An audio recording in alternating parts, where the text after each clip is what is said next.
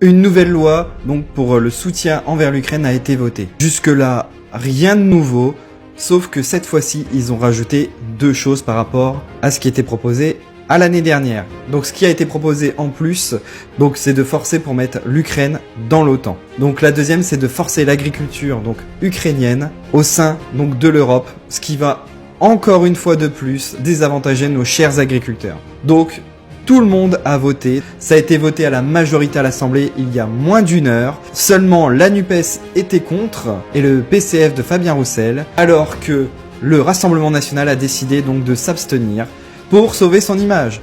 Bah oui, car plutôt que d'aller soutenir ce que la majorité des Français veulent, c'est-à-dire ne pas avoir de guerre, ils ont préféré s'abstenir, laissant la victoire donc aux macronistes. Cette loi est catastrophique. Pourquoi? Car si demain l'Ukraine rentre dans l'OTAN, cela fera très exactement ça. L'article 5 stipule que si un pays est victime d'une attaque armée, chaque membre de l'Alliance considérera cet acte de violence comme une attaque armée dirigée contre l'ensemble des membres et les mesures qu'il jugera nécessaires pour venir en aide aux pays attaqués. Ce qui veut dire que si l'Ukraine rejoint l'OTAN, cela sera le début d'une guerre mondiale contre la Russie. Deuxièmement, le fait de favoriser l'agriculture ukrainienne au sein de l'Europe va encore recréer un fossé avec nos agriculteurs.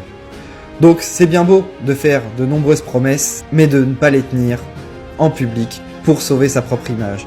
Car si le RN avait voté contre en étant du même côté que la majorité française, on aurait dit qu'ils étaient pro-russes. Ils ont préféré sauver leurs images pour les européennes plutôt que de soutenir les agriculteurs ou que de soutenir la majorité française. Donc, je le redis, le Rassemblement National n'est pas une option pour les européennes car elle pense d'abord à ses intérêts avant les vôtres. Soyez éveillés, apprenez à réfléchir par vous-même.